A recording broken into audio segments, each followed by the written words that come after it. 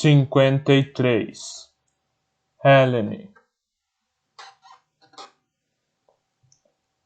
Os homens da gens Vetúria cercam meus pais e minhas irmãs. Os cortesãos desviam o olhar, constrangidos e assustados com a visão de minha família tendo os braços torcidos atrás das costas, marchando até o trono e forçados a ficar de joelhos como criminosos comuns.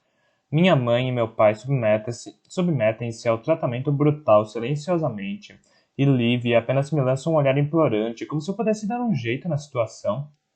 Hannah luta, arranha e chuta os soldados e o penteado loiro intrincado desabando sobre os ombros. Não me puna pela traição dela, majestade! Ela grita. Ela não é minha irmã, meu lorde. Ela não é minha parente. Calada. Ele ruge para ela. Eu vou matá-la primeiro. Hannah fica em silêncio. Os soldados viram minha família de frente para mim. Os cortesãos trajando seda e peles a meu lado se mexem nervosos e sussurram, alguns tomados pelo horror, outros mal disfarçando o júbilo. Vejo o pater da gens Wulfia. Ao ver seu sorriso cruel, lembro do grito de seu pai enquanto Marcos o jogava do rochedo Cardium. Marcos anda de um lado para o outro, atrás de minha família. Achei que teríamos as execuções no rochedo Cardium, ele diz. Mas com tantas gens aqui representadas, não vejo por que não podemos acabar de uma vez com isso. A comandante dá um passo à frente, os olhos fixos em meu pai. Ele me salvou da tortura. Contra a vontade dela, ele acalmou as gens revoltadas quando ela tentava semear a discórdia e me ajudou quando as negociações fracassaram. Agora ela vai se vingar. Uma fome bruta e animal esconde-se em seus olhos. Ela quer rasgar a garganta de meu pai. Ela quer dançar em seu sangue. Majestade, ela diz de maneira afetada. Seria uma satisfação ajudar na execução, mas não necessariamente, comandante. Diz Marcos com frieza. Você já ajudou o suficiente. As palavras carregam um estranho peso e a comandante olha para o imperador, subitamente cautelosa. Eu achei que vocês estariam seguros, quero dizer para minha família. Os adivinhos me disseram. Mas logo me dou conta de que os adivinhos não me prometeram nada. Eu me forço a olhar meu pai nos olhos. Eu jamais o vi tão derrotado. Ao lado dele, o cabelo loiro claro de minha mãe brilha como se iluminado por dentro, a toga forrada de pele caindo graciosamente sobre ela, mesmo quando se ajoelha para a morte. Seu rosto pálido parece determinado. Força, minha garota. Ela sussurra para mim. Ao lado dela, Livy respira em arfares curtos, assustados. Ela sussurra algo rapidamente para Ana, que treme violentamente. Tento segurar a cimitarra na cintura para me firmar, mas mal consigo senti-la sob minha palma. Majestade, digo, por favor. A comandante está planejando um golpe. O senhor ouviu o tenente Ferris. O senhor tem de me dar ouvidos. Marcos ergue os olhos para mim, seu tom amarelo opaco congelando meu sangue. Lentamente ele saca uma adaga do cinto. É fina e afiadíssima, com um diamante de Blackcliff no punho, seu prêmio por ter ganhado a primeira eliminatória tempos atrás. Eu posso fazer isso rápido, Águia, ele diz em voz baixa. Ou posso fazer muito, muito lentamente. Fale novamente, sem ser questionado, e veja qual das alternativas eu escolherei. Tenente Sergius. Ele chama. O guarda-negro que intimidei através de chantagem e coerção há apenas algumas semanas dá um passo à frente, furtivamente. Segure a águia e seus aliados, diz Marcos. Não queremos que suas emoções vençam o seu discernimento. Sergius hesita por um segundo antes de sinalizar para os outros guardas negros. Hannah chora silenciosamente, voltando olhos imploradores para Marcos. Por favor, ela sussurra. Majestade, nós vamos nos casar. Eu sou sua noiva. Mas Marcos não lhe concede nenhuma atenção a mais do que concederia um mendigo. Ele se vira para os paters no salão do trono, exalando poder. Ele não é um imperador acuado agora, mas um imperador que sobreviveu a uma rebelião erudita, a tentativas de assassinato e a traição das famílias mais influentes do reino. Ele gira a adaga na mão, e a prata reflete a luz do sol nascente acima. O amanhecer ilumina o salão com uma beleza suave que me adoece quando penso no que está prestes a acontecer. Marcos anda de um lado para o outro atrás de minha família, um predador brutal decidindo quem vai matar primeiro. Minha mãe sussurra algo para meu pai e minhas irmãs.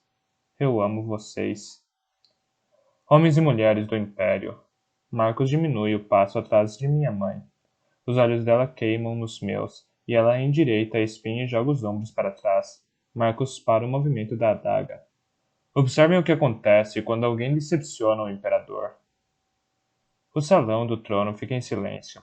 Ouço a lâmina de prata afundar-se no pescoço de minha mãe. O corte gorgolejante que faz quando Marcos o atravessa. Ela balança. Seu olhar desliza para o chão. E logo em seguida seu corpo segue. Não! Hannah guincha, dando voz ao desespero que toma conta de meu corpo.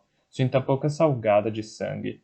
Rasguei o lábio com uma mordida. Enquanto os cortesãos observam, Hannah pranteia como um animal ferido, balançando-se sobre o corpo de minha mãe, sem se importar com nada exceto com sua dor desgraçada e absoluta.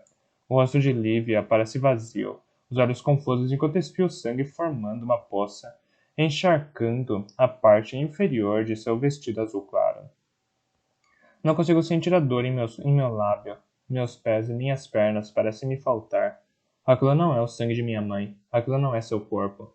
Aquelas não são suas mãos, pálidas e sem vida. Não.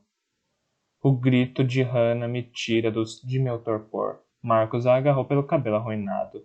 Não, por favor! Seus olhos desesperados me procuram. Hel, me ajude! Luto contra Sérgios, um estranho rosnado ferido saindo de minha garganta. Mal consigo ouvi-la enquanto ela balbucia as palavras. Minha irmãzinha. Ela tinha o cabelo mais fofo do mundo quando éramos meninas.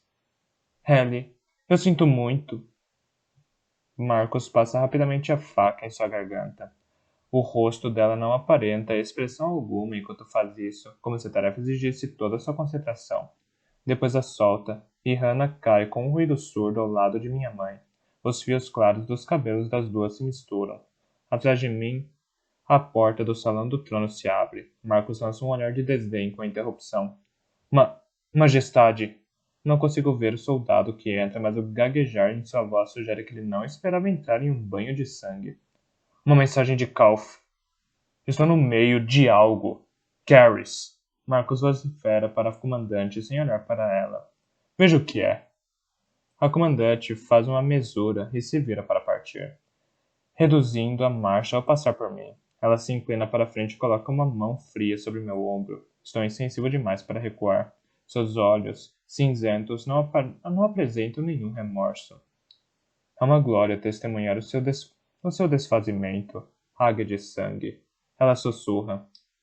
Ver você se despedaçar. Meu corpo inteiro treme quando ela joga as palavras de Caim de volta na minha cara. Primeiro você será desfeita. Primeiro você será destruída. Malditos céus. Eu achei que ele se referia a quando eu matasse Elias, mas ele sabia. O tempo todo, enquanto eu agonizava sobre meu amigo, ele e seus irmãos sabiam que realmente me destruiria. Mas como a comandante pode saber o que Caim me disse? Ela me solta e sai tranquilamente do salão e não tenho tempo de me perguntar coisa alguma, pois Marcos está à minha frente. Aproveite para se despedir do seu pai, Águia. Sérgios, solte-a. Dou 3 passos até meu pai e caio de joelhos. Não consigo desviar o olhar de minha mãe e irmã. Rogue de sangue. Meu pai sussurra. Olhe para mim. Quero lhe implorar que me chame pelo nome. Eu não sou a águia. Eu sou Elene, a sua Elene, a sua garotinha. Olhe para mim, filha. Ergo os olhos, esperando ver a derrota em seu olhar, mas em vez disso ele está calmo e contido, embora seu sussurro esteja carregado de dor. Escute. Você não pode me salvar. Como não poderia salvar a sua mãe, sua irmã ou Elias, mas vocês ainda podem salvar o Império, pois ele está passando por um perigo muito mais grave do que Marcos acredita. Tiburon logo será cercada por hordas de selvagens, e ouvi falar de uma frota ao largo de Carcaus, indo para o norte em direção a Navion. A comandante está cega para isso. Está obcecada demais a respeito da destruição dos eruditos e em assegurar o próprio poder. Pai, olhe de relance para Marcos, que observa a alguns metros de distância. O império que se dane. Escute. O súbito desespero em sua voz me aterroriza. Meu pai não tem medo de nada. A Jens Aquila tem que seguir poderosa. Nossas alianças têm de seguir poderosas. Você precisa seguir poderosa. Quando a guerra chegar a esta terra, o que inevitavelmente vai acontecer, não podemos vacilar. Quantos marciais no Império? Milhões. Mais de 6 milhões, diz meu pai. 6 milhões de homens, mulheres e crianças cujo futuro repousa em suas mãos. 6 milhões que dependerão da sua força para que permaneçam intocados pelo tormento da guerra. Você é a única capaz de conter a escuridão. Tome o meu lugar. Como aos trêmulas tira a corrente com que eu costumava brincar quando criança. Uma de minhas primeiras memórias é a de meu pai inclinando-se sobre mim. O anel Áquila balançando de seu colarinho, o falcão gravado em pleno vôo à luz de uma lamparina. Você é a máter da Jens Áquila agora, sussurra meu pai. Você é a águia de sangue do Império. E você é minha filha. Não me decepcione. Assim que meu pai relaxa o corpo para trás, Marcos ataca. Ele leva mais tempo para morrer, talvez por ter mais sangue. Quando seus olhos escurecem, tenho a impressão de que não consigo sentir mais dor. Marcos arrancou de mim toda a dor. Então meus olhos caem sobre minha irmã caçula. Helene, sua tola. Quando se ama, a dor nunca cessa. Homens e mulheres do Império. A voz de Marcos ecoou do alto do salão do trono. Que malditos infernos ele está fazendo? Eu não passo de um plebeu que recebeu o fardo de liderar nossos estimados homens sagrados, os adivinhos. Ele soa quase humilde e ficou boquiaberto enquanto Marcos olha em volta onde os cidadãos mais ilustres do Império estão reunidos. Mas mesmo um plebeu sabe que às vezes o imperador tem de demonstrar clemência. O laço entre a águia e o imperador é estabelecido pelos adivinhos. Ele vai até Lívia e a põe de pé. Ela olha de Marcos para mim, incrédula, e a pele totalmente sem cor. Esse laço tende a enfrentar as tempestades mais sombrias, diz o imperador. O primeiro fracasso de minha águia é uma dessas tempestades. Mas não sou impiedoso. Tampouco gostaria de começar meu reino com promessas não cumpridas. Eu assinei um acordo de casamento com a Jens Aquila. Ele olha de relance para mim, o rosto imperturbável. E assim devo honrá-lo, casando-me com a irmã mais nova da Mater Áquila, Lívia Áquila, imediatamente. Ao juntar minha linhagem com uma das gens mais antigas desta terra, busco estabelecer minha dinastia e trazer glórias para o Império mais uma vez. Devemos deixar essa questão. Ele olha, enojado, para os corpos no chão. No passado. Se a Mater Áquila aceitar, é claro. Lívia. Só consigo pronunciar o nome da minha irmã. Limpa a garganta. A Lívia será poupada? Diante do anuir de Marcos, eu me levanto. Eu me forço a olhar para minha irmã, pois se ela preferisse morrer, eu não poderia lhe negar a vontade, mesmo que isso acabasse com minha última porção de sanidade. Mas é a realidade do que está acontecendo finalmente a atinge. Vejo seu próprio tormento em seus olhos. Mas há algo mais ali também, a força de meus pais. Ela anui. Eu. Eu aceito. Su- Eu. Eu aceito. Sussurro. Ótimo, diz Marcos. Nós nos casaremos ao pôr do sol. O resto de vocês? Retirem-se. Ele vocifera aos cortesãos que observam em horrorizado fascínio. Sérgios. O guarda-negro dá um passo à frente. Leve a minha noiva para a ala leste do palácio. Certifique-se de que ela esteja confortável e segura. Sérgio acompanha Lívia. Os cortesãos saem silenciosamente em fila, enquanto olho para o chão à minha frente, mais especificamente para a poça de sangue que se espalha. Marco se aproxima. Ele fica atrás de mim e corre um dedo ao longo da minha nuca. Estremeço de asco, mas um segundo mais tarde, Marcos afasta o corpo abruptamente. Cale-se. Ele sibila. Quando olho de relance para cima, vejo que não está se dirigindo a mim. Em vez disso, está olhando sobre o ombro para o vazio. Pare. Observo com uma espécie de fascínio enquanto ele rosna e sacode os ombros, como se estivesse se livrando do controle de alguém. Um momento mais tarde, ele se vira de volta para mim, mas não me toca. Garota estúpida. Sua voz é um similar suave. Eu lhe disse, jamais presuma que saiba mais do que eu. Eu sabia perfeitamente do golpezinho de Caris. Eu te avisei para não me desafiar publicamente. E ainda assim você entrou aqui sem pedir licença, gritando sobre um golpe e me fazendo parecer um fraco. Se você tivesse mantido sua maldita boca fechada, isso não teria acontecido. Malditos céus. Então você. Você sabia? Eu sempre sei. Ele enfia uma mão. Ele enfia a mão em meu cabelo e puxa minha cabeça para cima com força, para longe da visão do sangue. Eu sempre vencerei. E agora eu possuo o último membro vivo da sua família. Se você um dia voltar a desobedecer a uma ordem, se me decepcionar ou me trair, juro pelos céus que farei a sua irmã sofrer mais do que você possa imaginar. Então ele me solta com violência e deixa o salão do trono quase imperceptivelmente. Exceto pelos fantasmas, estou sozinha agora.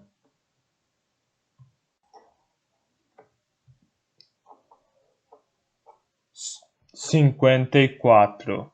Laia.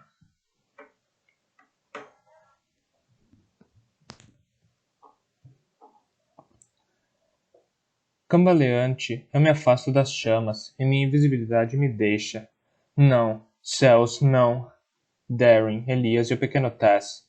Eles não podem estar mortos no inferno. Não, não depois de tudo.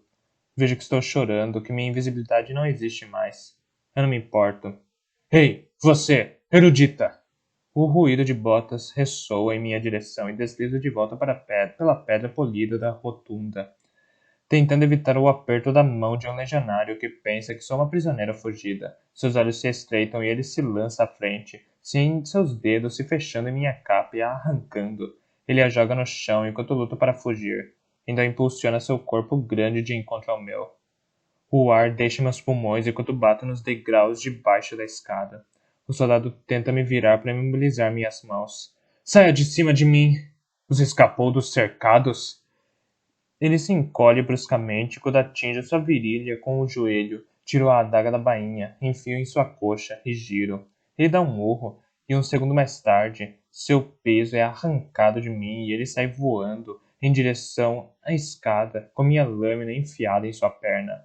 Uma sombra preenche o espaço onde ele estava, familiar e completamente diferente ao mesmo tempo. Elias, estou aqui. Ele me levanta, está magro, como um trilho, e os olhos parecem quase brilhar na fumaça, cada vez mais espessa. O seu irmão está aqui. Tess está aqui. Nós estamos vivos. Nós estamos bem. E que beleza de golpe. Ele anui para um soldado que arrancou a adaga da coxa e agora engatinha em busca de um lugar para onde fugir. Ele vai mancar durante meses. Dou um pulo e o puxo em um braço. Dou um pulo e o puxo em um abraço, algo entre o choro e um grito emergindo de meu peito. Ambos estamos machucados, exaustos e com o coração partido, mas quando eu sinto seus braços ao meu redor, quando percebo que Elias é real e está aqui, vivo, acredito que temos uma chance de sobreviver. Onde Darren está? Eu me afasto de Elias e olho em volta, esperando que meu irmão apareça em meio à fumaça. Soldados passam correndo por nós, desesperados para escapar do fogo que engole a seção marcial da prisão. Aqui, tome suas cimitarras. Solto as bainhas que trazia presas às costas e Elias as coloca, mas Darren não aparece. Elias? Digo, preocupada. Onde, enquanto falo, ele se ajoelha e puxa algo do chão para o ombro. Em um primeiro momento, acho que se trata de um saco sujo de gravetos. Céus! Tento ver o rosto de Darren, mas ele está obscurecido por um emaranhado de cabelos longos e imundos. Meu irmão nunca foi particularmente pesado, mas subitamente parece tão pequeno. Uma versão esmaecida de si mesmo, saída de um pesadelo. Talvez ele não seja mais o que era. Afia avisara. Ele está vivo. Elias me lembra. Quando me vê meu rosto. Ele levantou uma batida na cabeça. Ele levou uma batida na cabeça, só isso. Mas uma figura Mas ele vai ficar bem. Uma figura pequena aparece atrás de Elias, minha adaga sangrenta na mão. Ele a dá para mim, então toma meus dedos. Você precisa se esconder, Laia. Ele diz. Tess me puxa pelo corredor e deixa que minha invisibilidade caia sobre mim. Elias se sobressalta com meu súbito desaparecimento. Eu aperto a mão dele para que saiba que estou perto. À nossa frente, as portas da prisão são escancaradas. Um ajuntamento de soldados pulula na rua. Abre os cercados eruditos, diz Elias. Não posso fazer isso enquanto carrego Darren. Os guardas estariam em cima de mim em um segundo. Céus, eu precisava ter colocado mais fogo no pátio para aumentar a confusão. Vamos ter que nos virar sem a distração extra, diz Elias. Vou fingir que estou devolvendo Darren aos cercados. Vou ficar bem atrás de você. Tess, fica com Laia. Cuide dela. Depois nos encontramos. Uma coisa, Elias. Eu não quero preocupá-lo, mas ele deve saber. O diretor talvez saiba que estou aqui. Perdi minha invisibilidade no andar de cima por um momento. Eu a retomei, mas ele pode ter visto a mudança. Então fique longe dele, diz Elias, o diretor ardiloso. E pelo jeito que interrogou Darren e a mim, estou certo de que ele adoraria colocar as mãos em você. Segundos mais tarde, irrompemos para fora da prisão e pátio adentro. O frio é como o aço de uma faca no rosto após o calor sufocante da prisão.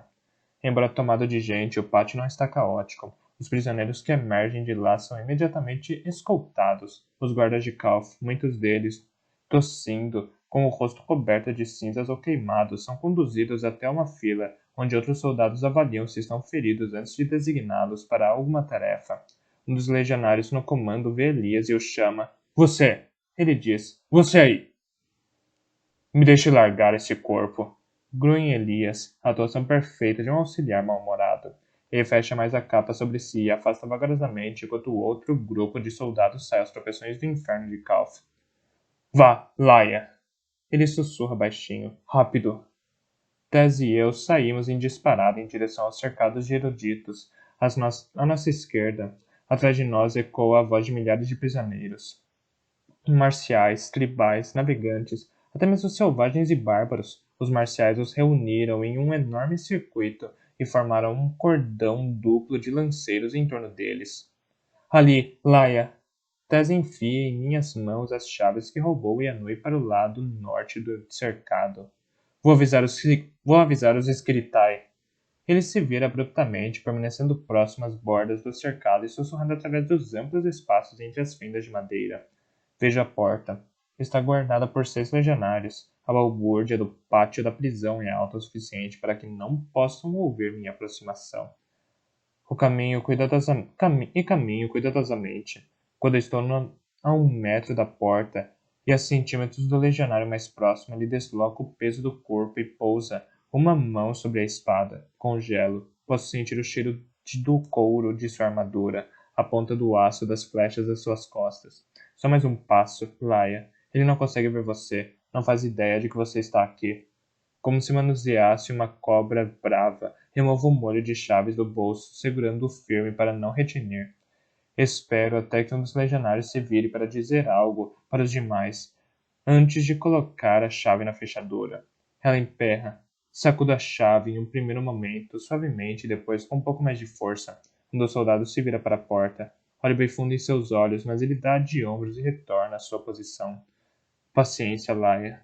Respiro fundo e ergo a fechadura. Por estar ligada a algo que está preso ao chão, ela não desaparece. Espero que ninguém esteja olhando para essa porta agora. Eles verem uma fechadura flutuando a centímetros de onde ela deveria estar. E mesmo o auxiliar mais imbecil saberia que isso não é normal. Novamente, viro a chave. Quase. Bem nesse instante, algo se fecha em torno do meu braço. Uma mão longa que se enrola como um tentáculo ao redor de meu bíceps. Ah, Laia de Serra. Alguém sussurra em meu ouvido. Que garota talentosa você é. Estou muito interessado em examinar melhor a sua habilidade. Minha invisibilidade falha e as chaves caem nas pedras geladas com um estrépito. Olho para cima e um rosto anguloso de olhos grandes e lacrimosos surge na minha frente. O diretor.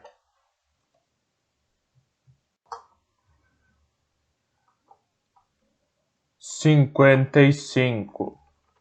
Elias. Shaiva me avisou que o lugar de espera me chamaria. Enquanto abro o caminho através do pátio congelante da prisão até os cercados, eu sinto um puxão em meu peito como um gancho invisível. Estou indo, grita em minha cabeça. Quanto mais você me pressionar, mais vou demorar. Então pare com isso. O puxão diminui ligeiramente, como se o lugar de espera tivesse ouvido. 15 metros para os cercados. 13. 10. Então ouço passos. O soldado que guardava a entrada de Calf está próximo de mim. Por eu andar cauteloso, posso dizer que meu uniforme e as cimitarras em minhas mãos não me enganaram. Por 10 infernos. Ah, bem. Como disfarce, essas roupas sempre foram forçadas. Ele ataca. Tento me esquivar, mas o corpo de Darren me desequilibra e o soldado me acerta, me derrubando e mandando Darren para longe. Os olhos do legionário se arregalam quando meu capuz cai para trás. O prisioneiro solto! Ele urra. Pego uma faca de seu cinturão e enfio em suas costelas. Tarde demais. Os legionários na entrada de Calfa ouviram seu chamado. Quando lanceiros que vigiam os prisioneiros deixam sua formação. Auxiliares. Sorrio. Não estão em número suficiente para me derrubar. Saco minhas cimitarras e enquanto o primeiro soldado se aproxima, me abaixo sobre sua lança e corto seu punho. Ele grita e solta a arma. Eu o derrubo com um soco na têmpora. Então giro e quebro ao meio a lança do soldado seguinte, abatendo-o com uma estocada de minha lâmina em seu estômago. Meu sangue ferve, meus instintos de guerreiro a pleno vapor. Pego do chão a lança do soldado caído e a jogo contra o ombro do terceiro auxiliar. O quarto hesita e eu o derrubo golpeando seu estômago. A cabeça dele se parte contra as pedras do pavimento e ele fica imóvel. Uma lança passa zunindo por meu ouvido e sinto a dor explodindo em minha cabeça, mas não o suficiente para me parar. Uma dúzia de lanceiros se afasta dos prisioneiros. Agora eles sabem que sou mais do que apenas um prisioneiro fugitivo. Corram! Urro para os prisioneiros, boquiabertos, e aponto para a falha no cordão. Fujam! Corram! 2 soldados saem disparada através do cordão e chegam à grade levadiça de Calf. Por um momento, parece que o pátio inteiro os observa, prendendo a respiração. Então um guarda grita, o feitiço é quebrado, e de uma hora para outra dezenas de prisioneiros saem correndo sem se importar se estão empalando seus colegas nas lanças. Os lanceiros marciais tentam fechar a falha, mas há milhares de prisioneiros, e eles captam o rastro da liberdade. Os soldados que correm em minha direção diminuem o passo com os gritos de seus camaradas. Pego Darren no chão e me lanço até os cercados dos eruditos, malditos infernos, porque eles ainda não estão abertos. Os eruditos deveriam estar enchendo o pátio a essa altura. Elias! Taz voa em minha direção. A fechadura está presa. E Laia, o diretor. Vejo o diretor cruzando o pátio apressado, levando Laia pelo pescoço. Ela o chuta desesperadamente, mas ele a mantém erguida no chão, o que torna o rosto de Laia vermelho de falta de ar. Não, Laia, já estou indo em sua direção, mas cerro os dentes e me forço a parar. Precisamos daqueles cercados abertos se quisermos tirar os eruditos e carregá-los nos barcos. Vá até ela, Tess. Digo, distrai o diretor. Eu cuido da fechadura. Tess corre e larga o Darren ao lado do cercado dos eruditos. Os legionários que guardam sua entrada disparam em direção a Calf em uma tentativa de evitar o êxodo em massa de prisioneiros e volto minha atenção para a fechadura. Ela está presa para valer, e não importa o quanto eu a vire, ela não se abre. Dentro dos cercados, um homem abre caminho à força, somente seus olhos negros visíveis através das fendas. Seu rosto está sujo, que não sei dizer se é velho ou jovem. Elias Vetúrios, ele diz, em um sussurro rouco. Enquanto desembainho minha cimitarra para quebrar a fechadura, arrisco um palpite. Arrache, o homem é Nui. O que está acontecendo? Nós. Atrás de você! Seu aviso me poupa de ter uma lança atravessada no estômago, e mal me esquivo da seguinte. Um punhado de soldados se fecha à minha volta, indiferente ao caos no portão. A fechadura, Vetúrios, diz Arrache. Rápido! Ou você me dá um minuto, sibila entre dentes, golpeando com minhas cimitarras para desviar das lanças mais. Ou faz algo de útil. Arraj vocifera uma ordem para os eruditos dentro do cercado. Segundos mais tarde, uma barragem de pedras voa sobre o topo e chove sobre os lanceiros. Observar essa tática como testemunhar um bando de camundongos jogando seixos contra uma horda de gatos vorazes. Felizmente para mim, esses camundongos têm boa mira. Dois dos lanceiros mais próximos vacilam, dando-me tempo suficiente para girar e quebrar a fechadura com um golpe de minha cimitarra. A porta se escancara e com um rugido os eruditos explodem para fora do cercado. Pego do chão uma adaga de aço sérrico de um dos lanceiros tombados e a passo para Raj, que se manda correndo com o resto. Abra o outro cercado, grito. Vejo ir atrás de Laia. Um mar de prisioneiros eruditos examina o pátio agora, mas a forma do diretor se destaca acima deles. Um pequeno grupo de crianças eruditas, Tess entre elas, investe contra o velho. Ele revida com sua cimitarra para mantê-las distantes, mas com isso perde o controle sobre Laia, e ela se agita em uma tentativa de se libertar. Diretor! Berro. Ele se vira ao ouvir minha voz. Laia escoiceia seu tornozelo e morde seu braço. O diretor levanta a cimitarra em um espasmo e a criança erudita se aproxima furtivamente e lhe acerta o forte joelho com uma frigideira. Ele acerta forte o joelho com uma frigideira pesada. O diretor dá um urro e Laia rola para longe procurando a adaga que trazia na cintura, mas ela não está ali. Agora, brilha nas mãos de Tess. O rosto pequeno do garoto se contorce de raiva enquanto ele se lança contra o diretor. Seus amigos se enxameiam em torno do velho, mordendo, arranhando, derrubando e se virando do monstro que os maltratou desde o dia em que nasceram. Tess enfia a adaga na garganta do diretor, encolhendo-se do jato de sangue que espirra alto. As outras crianças fogem em disparada, cercando Laia, que puxa Tess para seu peito. Momentos mais tarde, estou ao lado deles. Elias, Tess sussurra sem conseguir tirar os olhos do diretor. Você matou um demônio. Tess do Norte. Eu me ajoelho ao seu lado. Tenho orgulho de combater ao seu lado. Solte as outras crianças. Ainda não estamos livres. Role em direção ao portão, onde os guardas agora lutam contra uma horda de prisioneiros enlouquecidos. Nos encontre nos barcos. Darren! Laia olha para mim. Onde? Junto aos cercados, digo. Mal posso esperar para que ele acorde para dar uma bronca nele. Tive de carregá-lo por toda parte nessa maldita prisão. Os tambores ressoam freneticamente sobre o caos. Ouço francamente os tambores respondendo de uma guarnição distante. Mesmo se escaparmos para os barcos, diz Laia, enquanto corremos para os cercados. Teremos de deixá-los antes de chegar à floresta do anoitecer. E os marciais vão estar esperando, não é? Sim, digo. Mas tem um plano. Bem, não é exatamente um plano. É mais um palpite e possivelmente uma esperança iludida de que eu possa usar uma nova ocupação para fazer algo bastante insano. Uma aposta que vai depender do lugar de espera, de Shaiva e de meu poder de persuasão. Com Darren jogado sobre meu ombro, partimos para o portão de entrada de Calf. Inundado de prisioneiros, a multidão está enlouquecida. Há pessoas demais lutando para sair e marciais demais lutando para nos manter dentro da prisão. Ouço um ranger metálico. Elias! Laia aponta para a grade levadiça. Lenta e pesadamente ela começa a baixar. O ruído renova o ímpeto dos marciais que reprimem os prisioneiros. E Laia e eu somos levados mais para longe ainda do portão. Tochas! Laia! Eu grito. Ela pega 2 tochas de uma parede próxima e nós as empurramos como cimitarras.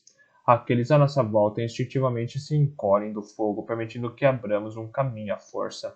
A grade levadiça baixa mais alguns metros e agora está quase à altura de nossos olhos. Laia agarra meu braço. Força! Ela grita. Juntos! Agora!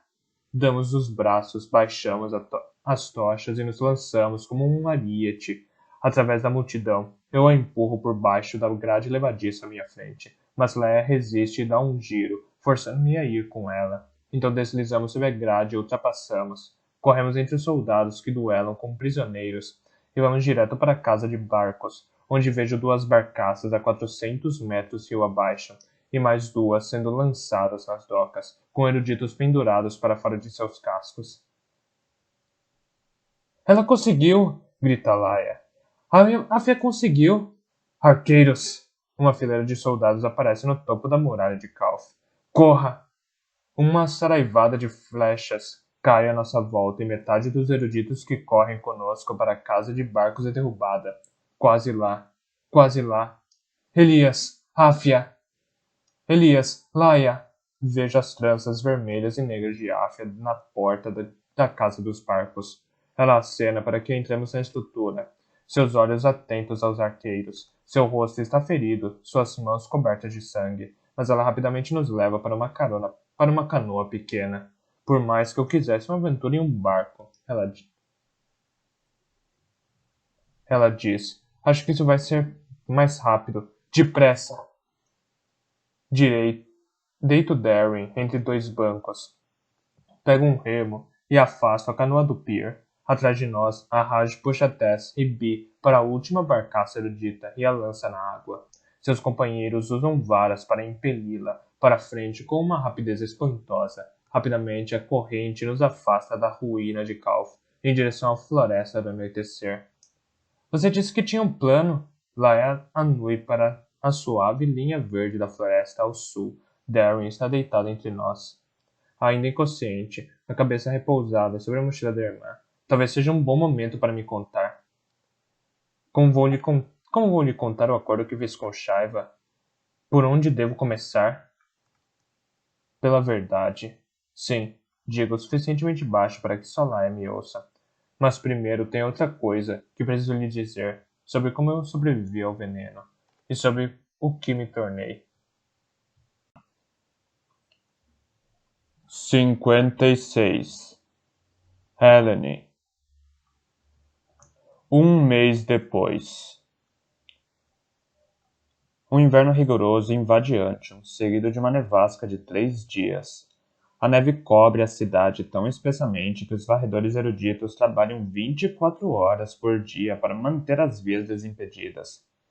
Velas do solstício de inverno brilham a noite toda em janelas pela cidade, das mansões mais finas às choças mais pobres. O imperador Marcos celebrará o feriado no Palácio Imperial com os paters e as maters de algumas dezenas de gems importantes. Meus espiões me dizem que muitos negócios serão fechados, acordos de comércio e postos no governo que comentarão mais ainda o poder de Marcos.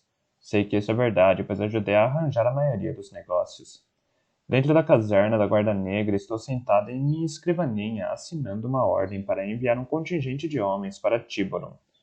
Nós tomamos o porto de volta dos selvagens, mas eles não desistiram. Agora que sentiram o cheiro do sangue na água, vão retornar, só que dessa vez com mais homens. Olho pela janela para a Cidade Branca. Um pensamento passa por minha mente, uma memória de Hannah e eu jogando bolas de neve uma na outra muito tempo atrás, quando o papai nos trouxe para Antium e ainda éramos garotas.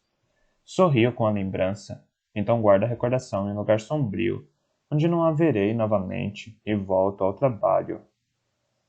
Aprenda a trocar a sua maldita janela, garota. A voz rouca é instantaneamente conhecida. Ainda assim, dou um salto. Os olhos da cozinheira brilham debaixo de um capuz que esconde suas cicatrizes. Ela mantém a distância, pronta para deslizar para fora da janela ao primeiro sinal de ameaça. Você poderia ter usado a porta da frente. Mantenho uma mão sobre a adaga presa à parte de baixo da minha escrivaninha. Garanto que ninguém a barraria. Amigas agora? É isso? A cozinheira inclina o rosto cheio de cicatrizes e mostra os dentes, em algo próximo de um sorriso. Que meigo! O seu ferimento curou completamente? Ainda estou aqui. A cozinheira espia para fora da janela e se mexe, ansiosa. Ouvi a respeito da sua família. Ela diz, rispidamente. Sinto muito. Ergo as sobrancelhas. Você se deu o trabalho de vir até aqui para me dar os pêsames? Isso, diz a cozinheira. E para dizer que, quando você estiver pronta para partir para cima da cadela de Blackcliff, eu posso ajudá-la. Você sabe como me encontrar. Considero a carta selada de Marcos sobre minha escrivaninha. Volte amanhã, digo. Então conversaremos. Ela nui. E sem nenhum sussurro a mais desliza para fora. Sou tentada pela curiosidade. Então vou até a janela e espio, examinando as paredes escarpadas acima e abaixo, atrás de um gancho, uma fenda ou qualquer indicativo de como ela escalou essa parede tão alta. Nada. Terei de lhe perguntar sobre esse truque. Volto a atenção para a carta de Marcos. Tiborium está sob controle, e as Gens Cerca e Araman entraram na linha. Não há mais desculpas. É chegado o momento de lidar com ela. Só há um ela a quem ele poderia se referir. Siga a leitura. Haja com discrição e cuidado. Não quero um assassinato rápido, Águia. Quero que ela seja completamente destruída. Quero que ela o sinta e que o Império conheça a minha força. Sua irmã foi um encanto no jantar com o embaixador navegante ontem à noite. Ela o fez relaxar quanto à mudança no poder por aqui. Que garota útil. Rezo para que ela siga saudável e sirva seu império por um longo período ainda. Imperador Marcos Farrar. O 5 de serviço como mensageiro dá um salto quando abro a porta do meu gabinete. Após eu lhe passar uma tarefa, releio a carta de Marcos e espero impacientemente. Após eu lhe passar sua tarefa, releio a carta de Marcos e espero impacientemente. Momentos mais tarde, ouço uma batida. Roga de sangue, diz o Capitão Harper quando entra. Chamou? Passo-lhe a carta. Precisamos de um plano, digo. Ela abandonou seu exército quando se deu conta de que eu contaria a Marcos do golpe, mas isso não quer dizer que ela não possa reuni-lo novamente. Garrus não será derrotada facilmente. Ou de alguma forma, murmura Harper. Isso levará meses, mesmo se ela esperar um ataque de Marcos. Esperará uma investida de você, e vai estar preparada. Eu sei, digo. É por isso que precisamos de um plano que realmente funcione, que começa por encontrarmos Queen Veturius. Ninguém teve notícias dele desde sua fuga em Serra. Eu sei onde encontrá-lo, rebato. Reúna uma equipe, certifique-se de que Dex esteja nela. Partiremos em 2 dias. Dispensados. Dispensado. Harper anui e volto para o meu trabalho. Quando ele não deixa o gabinete, ergo as sobrancelhas. Precisa de algo, Harper? Não, Águia. Só nunca o vi tão desconfortável antes. O suficiente para realmente me deixar alarmada. Desde a execução, ele e Dex foram indispensáveis. Apoiaram meu reordenamento da Guarda Negra. O Tenente Sergius está agora servindo na Ilha do Sul. E me deram o suporte necessário quando parte da Guarda Negra tentou se rebelar. Se vamos partir para cima da comandante, Águia, então sei de algo que poderia lhe ser útil. Lá em frente, em Nur, um dia antes do motim, eu vi Elias, mas jamais lhe contei. Eu me recosto em um assento, sentindo que estou prestes a ficar sabendo mais sobre Avitas Harper do que o águia de sangue anterior jamais soube. O que tem a dizer? Segue Avitas. É o motivo pelo qual a comandante ficou de olho em mim em Blackcliff e me colocou na Guarda Negra. É sobre Elias e... Ele respira fundo. Sobre o nosso pai. Nosso pai. O nosso pai. Dele e de Elias. Leva um momento para assimilar as palavras. Então ordeno que se sente e me inclino para a frente. Estou ouvindo. Após a partida de Harper, abro caminho bravamente em meio à neve derretida e ao lodo das ruas, e vou até o escritório dos Correios, onde 2 pacotes chegaram da vila de Áquila, em Serra. O primeiro é meu presente de solstício de inverno para Lívia. Após conferir para me certificar de que está intacto, abro o segundo pacote. Mal respiro diante do brilho da máscara de Elias em minhas mãos. De acordo com um mensageiro de Calf, Elias e algumas centenas de fugitivos eruditos desapareceram na floresta do anoitecer, após fugirem da prisão. Um punhado de soldados do Império tentou segui-los, mas seus corpos, despedaçados, foram encontrados na beira da floresta na manhã seguinte. Ninguém viu ou ouviu falar dos fugitivos desde então. Talvez a erva da noite tenha matado meu amigo, ou talvez a floresta o tenha feito, ou possivelmente ele tenha encontrado outro jeito de escapar da morte. Como seu avô e sua mãe, Elias sempre teve uma habilidade incomum de sobreviver ao que mataria qualquer outra pessoa. Não importa. Ele partiu e o pedaço do meu coração onde ele vivia está morto agora. Enfio a máscara no bolso. Vou encontrar um lugar para ela em meus aposentos.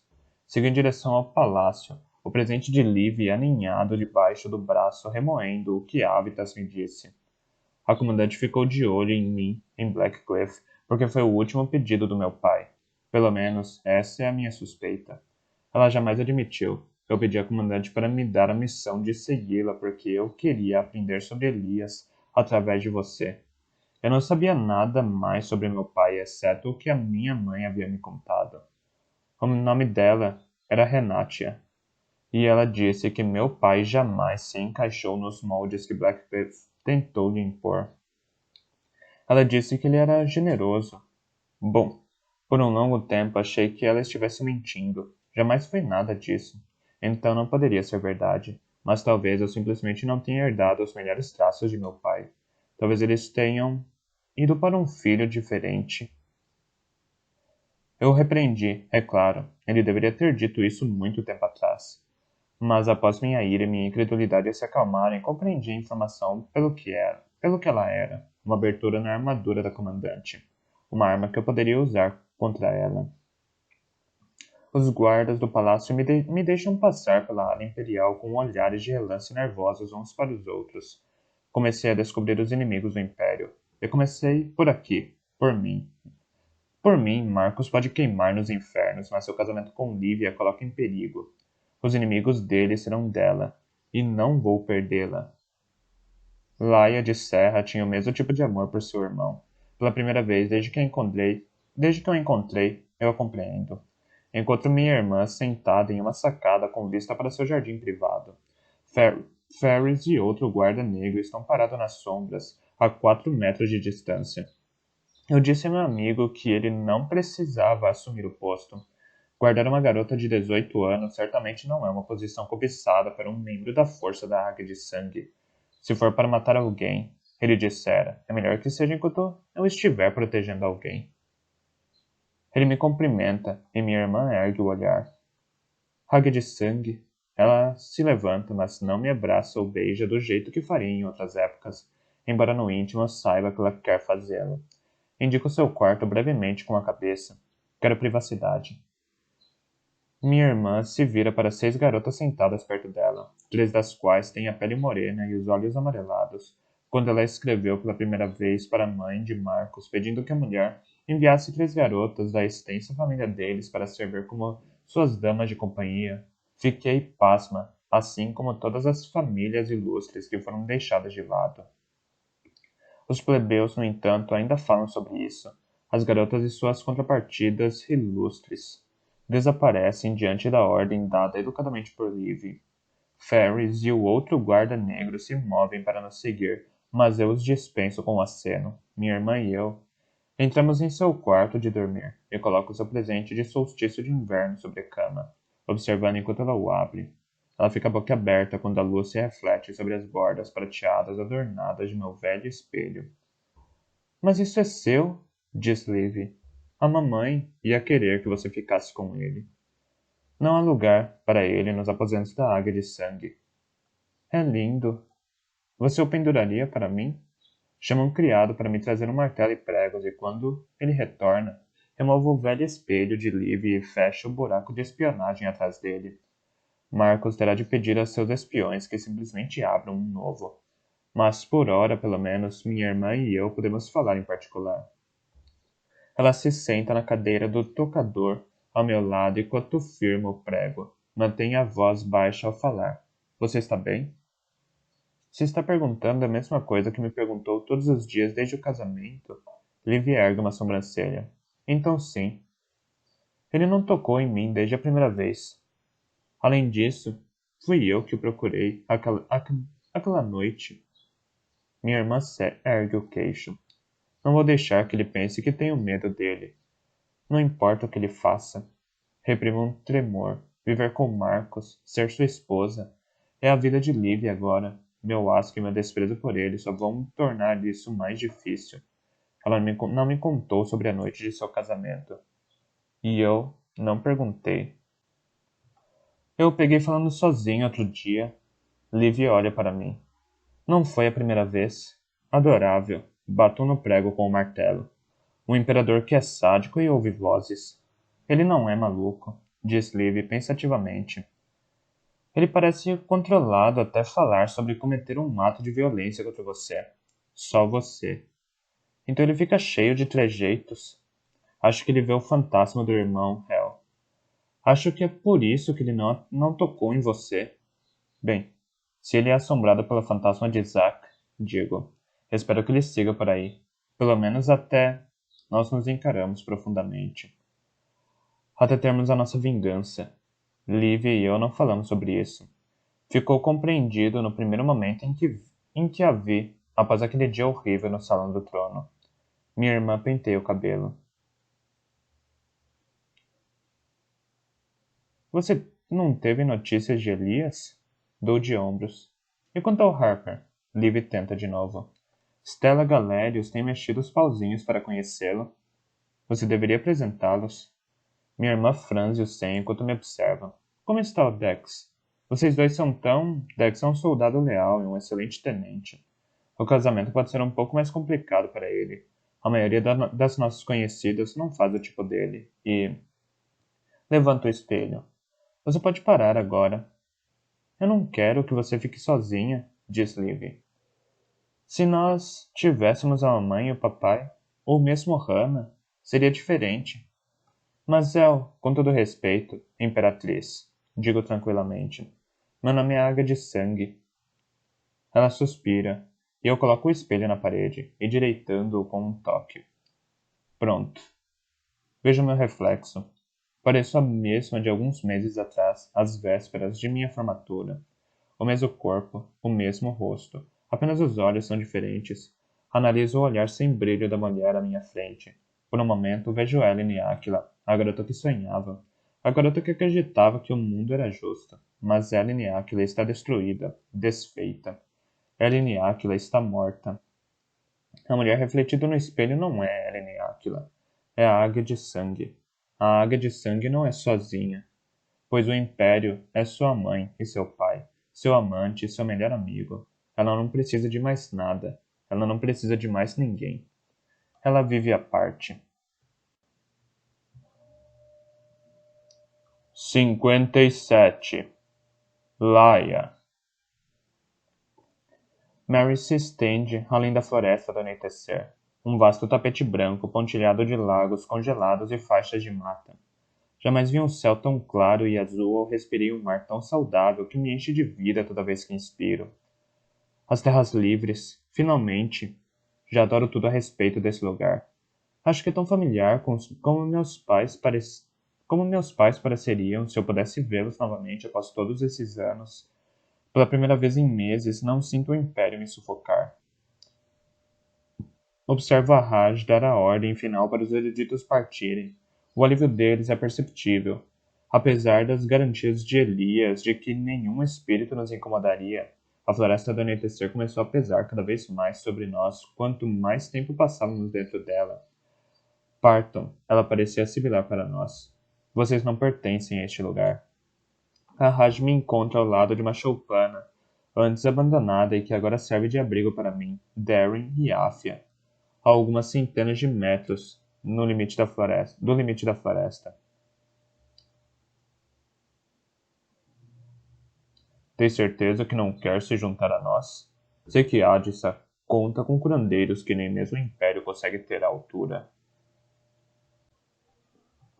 Mas um mês no frio acabaria com ele. Anuo para a choupana, brilhando de limpo e reluzindo com o calor do fogo rugindo. Ele precisa de calor e descanso. Se ainda não estiver bem em algumas semanas, vou em busca de um curandeiro. Não quanto a Raj, meu temor mais profundo. Não creio que Darren vá despertar. Acredito que o golpe foi demasiado duro depois de tudo que ele já sofreu.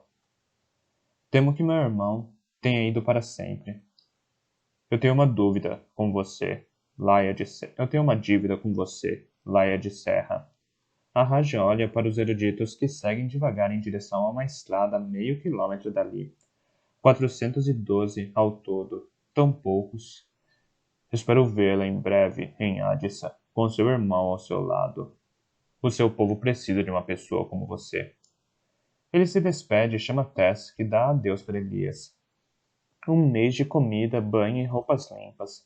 Talvez grande demais. Fez maravilhas pelo garoto, mas ele andou pensativo desde que matou o diretor.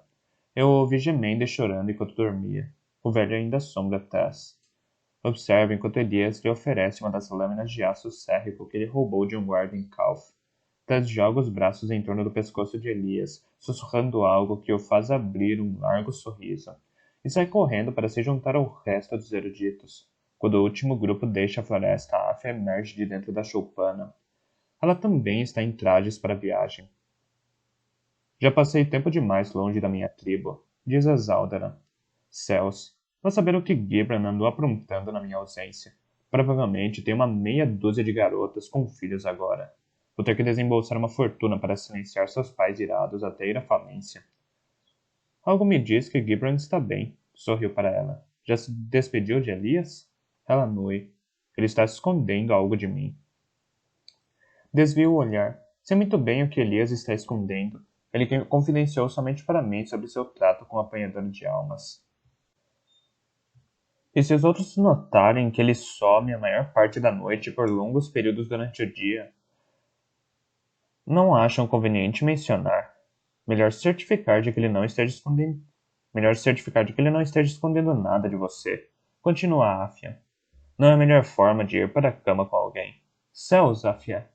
Balbucio, olhando para trás e esperando que Elias não tenha ouvido. Ainda bem que ele desapareceu de volta na floresta. Não estou indo para a cama com ele, nem tenho qualquer interesse. Por favor, garota. Afia revira os olhos. É constrangedor ouvir isso. Ela me considera por alguns segundos e então me dá um abraço, rápido e surpreendentemente carinhoso. Obrigada, Afia, digo para suas tranças. Por tudo. Ela me solta com uma sobrancelha arqueada. Fale de minha honra por todos os lugares, Laia de Serra. Ela diz. Você me deve isso. E tome conta daquele seu irmão. Olho para Darren através das janelas da choupana. Seu cabelo loiro escuro está limpo e cortado, curto. Seu rosto jovem, belo novamente. Cuidei com esmero de todos os seus ferimentos, e a maioria não passa de cicatrizes agora. Mas mesmo assim, ele continua imóvel, talvez nunca mais volte a se mexer. Algumas horas depois de Afia e os eruditos terem desaparecido no horizonte, Elias emerge da floresta. A choupana tão silenciosa agora que todos partiram, subitamente parece menos solitária. Ele bate antes de entrar, trazendo uma lufada de frio consigo, sem barba agora, de cabelo curto e com parte de seu peso de volta. Ele lembra. Ele lembra mais ve... mais o... Ele lembra mais o velho Elias, exceto pelos olhos. Estão diferentes, mais pensativos, talvez. O peso do fardo que ele assumiu ainda me espanta, embora tenha me explicado dezenas de vezes que ele o aceitou de coração aberto, que até o queria, ainda assim sinto raiva da apanhadora de almas. Tem de haver alguma saída para esse juramento, alguma maneira de Elias poder viver uma vida normal, viajar para as terras do sul, sobre as quais ele sempre falou com tanto carinho. Alguma maneira de ele poder visitar sua tribo e se reunir de novo com Mamihila. Por ora a floresta o controla firmemente. Quando Elias emerge das árvores, nunca é por muito tempo. Às vezes os fantasmas chegam até a segui-lo para fora da mata. Mais de uma vez ouvi o timbre grave de sua voz murmurando palavras de conforto para alguma alma ferida. De quando em quando, ele deixa a floresta franzindo o senho, a mente focada em algum espírito problemático. Sei que ele teve trabalho comum, em particular. Acho que é uma garota, mas ele não fala sobre ela. Uma galinha morta por seus pensamentos? Ele ergue o animal mole. Ele ergue o animal mole e anua para a bacia. Se você, se você a depenar. Escorrego para o balcão ao lado dele enquanto Elias trabalha. Sinto falta de Tess, Afia e a Raj, digo. É tão silencioso sem eles. Tess adora você, diz Elias com um largo sorriso. Acho que está apaixonado. Para falar a verdade. Só porque eu contei histórias para ele e o alimentei, digo, Se todos os garotos fossem tão fáceis de conquistar, não tive a intenção de que o comentário soasse tão incisivo e mordo o lábio tão logo. E mordo o lábio tão logo o digo. Elias ergue uma sobrancelha escura e me lança um olhar curioso e fugaz, antes de voltar a atenção à galinha meio depenada. Você sabe que ele e todos os outros eruditos vão falar de você em Addison. Você é a garota que arrasou Blackcliff e libertou os presos de Calf, Laia de Serra. A chama que espera para reduzir o Império às cinzas. Eu tive ajuda, digo. Eles vão falar de você também. Mas Elias balança a cabeça. Não da mesma maneira. Ele diz. Mas mesmo se fizerem isso, eu sou um forasteiro. Você é a filha da leoa. Acho que seu povo espera muito de você, Laia. Apenas se lembre, você não tem de fazer tudo o que eles pedirem. Resfolego. Se eles soubessem sobre o portador da noite. Se eles soubessem sobre o portador da noite, poderiam mudar o que pensam a meu respeito. Ele enganou todos nós, Laia. Elias corta a galinha com um golpe particularmente violento. Mas um dia vai pagar. Talvez já esteja pagando. Penso no mar de tristeza que o portador da noite traz dentro de si. O rosto de todos aqueles que ele amou e destruiu em sua busca para reconstruir a estrela. Eu confiei a ele meu coração, meu irmão, meu meu corpo. Não falei muito com Elias sobre o que aconteceu entre mim e Kenan. Jamais tivemos privacidade para fazê-lo, mas agora quero botar isso para fora. A parte dele que não estava me manipulando, que não estava usando a resistência ou planejando a morte do imperador ou ajudando a comandante a sabotar as eliminatórias. Aquela parte dele me amava, Elias, e aquela parte de mim, pelo menos, o amava também. Mas a traição dele tem que ter um preço. Ele deve sentir isso. Elias olha fixamente para fora da janela, para o céu que escurece rapidamente. É verdade, ele diz. Pelo que Shaiva me contou, o bracelete não passaria para ele se ele não a amasse verdadeiramente. A mágica não tem só um lado. Então Jin está apaixonado por mim. Prefiro muito mais um garoto de 10 anos. Coloco a mão no lugar em que o bracelete esteve um dia. Mesmo agora, semanas mais tarde, sinto a dor de sua ausência. O que vai acontecer agora? O portador da noite tem o bracelete. Quantos pedaços mais da estrela ele precisa? E se ele os encontrar e libertar seus irmãos? E se Elias leva um dedo aos meus lábios? Será que ele o deixa um pouco mais do que necessário? Vamos descobrir isso, ele diz. Vamos descobrir uma forma de pará-lo, mas não hoje.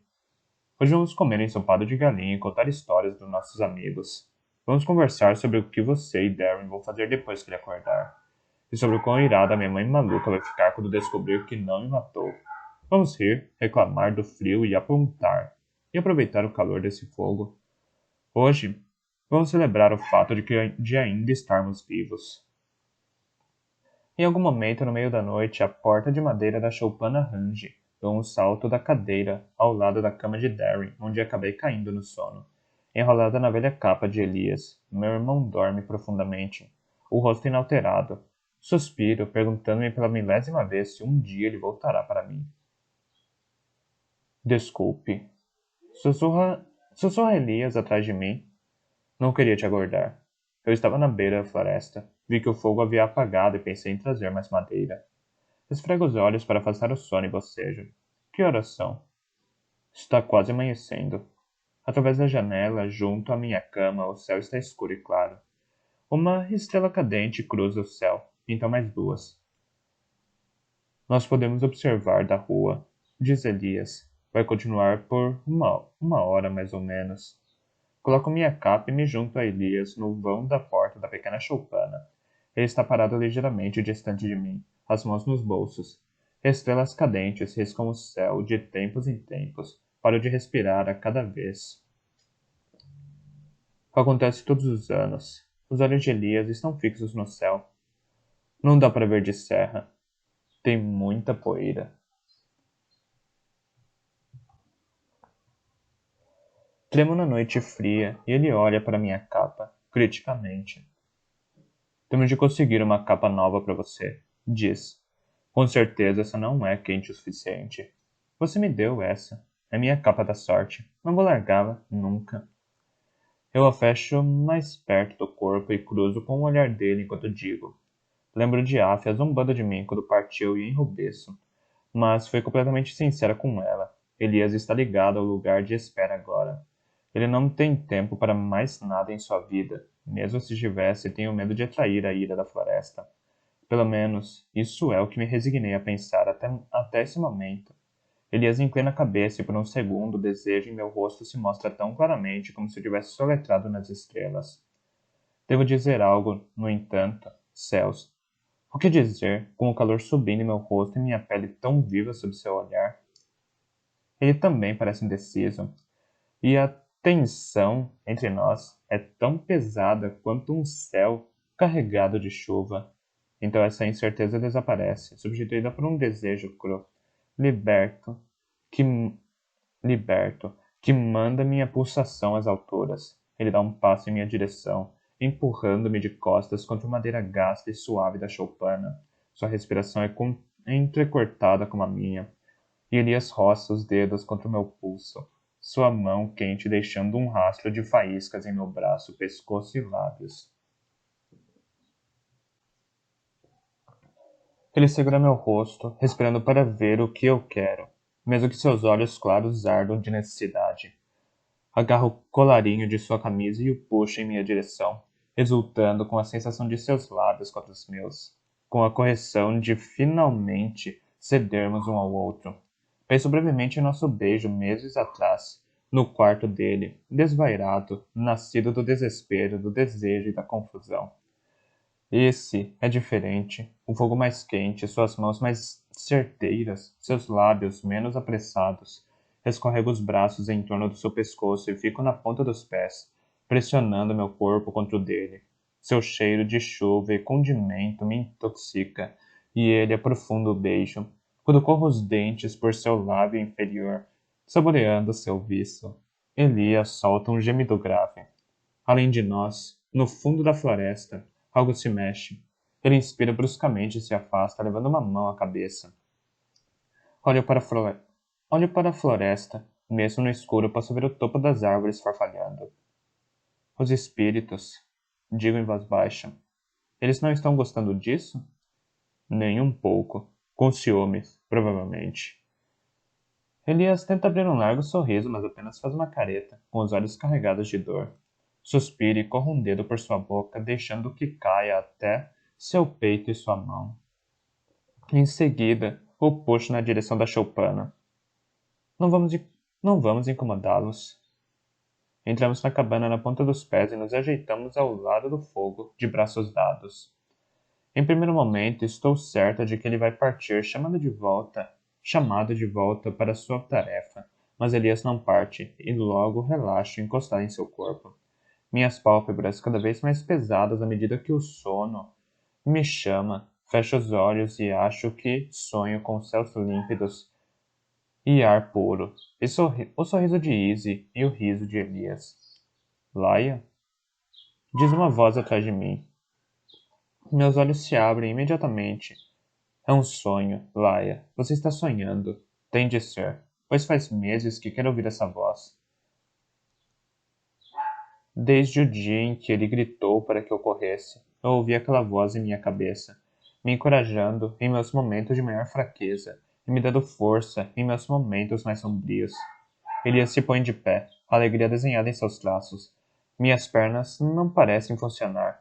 Então ele pega minhas mãos para me levantar. Eu me viro para mirar os olhos de meu irmão. Por um longo momento, tudo o que conseguimos fazer é assimilar o rosto um do outro. Olho para minha irmãzinha. Darren sussurra finalmente. Seu sorriso é o sol que nasce depois da noite mais longa e sombria.